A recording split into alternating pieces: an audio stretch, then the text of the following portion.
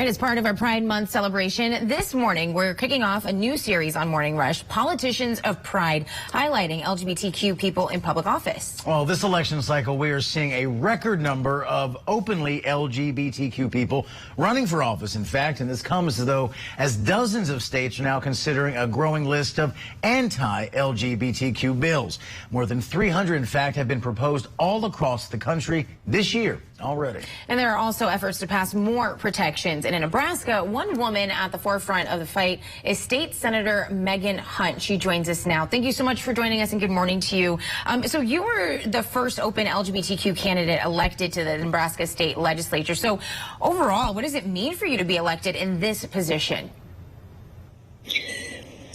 What it means to me, first of all, thank you so much for having me on. But what it really means to me is that people like me are finally speaking for people like us. It really is important to make sure that the people that are in the places where laws are made, the places where decisions are made, the seats of power that run our country and run our states actually reflect the identities and experiences of the people they serve. And the more diversity we can bring into our legislatures at the state level, the more we can achieve that goal. So that is something that I didn't see growing up. That's something that people tell me all the time that they wish they saw growing up. And so, you know, the LGBT community obviously is not a monolith, we have many different experiences and lots of different identities across the spectrum. But to finally have somebody in there who has been there, who has had that experience, that's something that I really wish that I had growing up. The power of example. Yeah. You know, nothing like it. Nothing like it. And listen, how has the response been? I assume it has not been all smooth sailing for you, but generally, how have you been embraced by the people there in your district and in your state?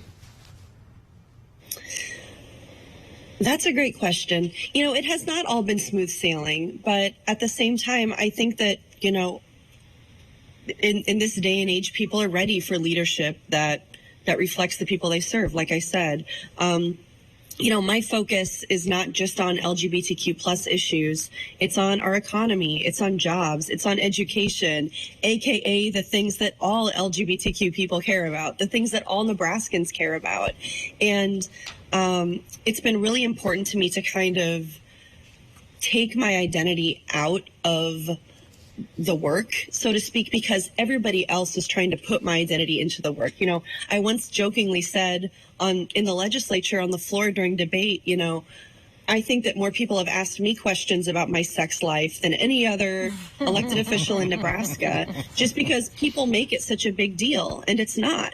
So I think kind of demystifying what being LGBTQ plus is about, the issues we care about, and showing people that we care about the same thing everybody else cares about. We just want to have a safe community, a good job, a good education, and to be able to keep our rights and our dignity while we do all of that. Was there ever any part of you that said, maybe I don't want to go through all those roadblocks. I don't want to go through maybe some painful moments that you've had on this career path, and said, maybe this is not what I should do? Were you ever hesitant at all to run?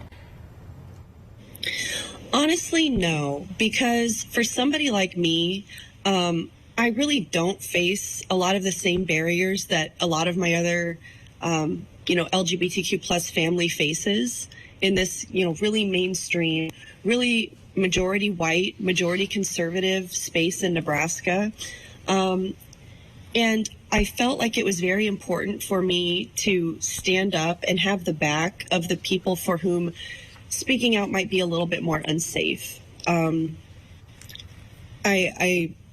see that I have a position of privilege in this community, and to not use it to bring everybody through the door with me, I think would be a waste of the gift. So no, I never had any hesitancy that this was the right thing for me to do. I mean, I think I have normal hesitancy about oh my gosh, what am I doing? This work is really hard, but definitely never because of my LGBTQ identity. And let me ask you this too, whether it's controversies involving trans athletes, whether it's concerns about gay marriage perhaps going away in America because we may be a few weeks away from Roe, falling. I'm curious from where you sit in the world, what's your perspective on where gay rights and gay issues now stand in our country? I am so concerned across the board for rights issues, whether that's on education or reproductive justice and autonomy. You know, you touched on the Roe versus Wade decision, or whether it's LGBTQ rights, whether that's gay marriage or, you know, the rights of trans kids. I am very concerned about a backslide that we're seeing in this country of just access to dignity and access to rights.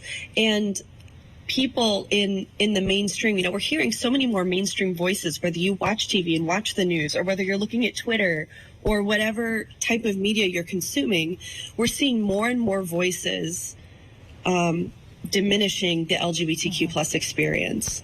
And, you know, I honestly worry that we're going to erode some of the rights that we have worked so hard for over the decades. And that's why we just need to elect more people who are not only allies to the community, but who actually have that experience. You know, I would love to have a trans colleague. I would love to have more gay and lesbian colleagues, because all of us actually understand the hardships that these people go through. But what really concerns me is seeing basically the criminalization of trans kids and the families that love them.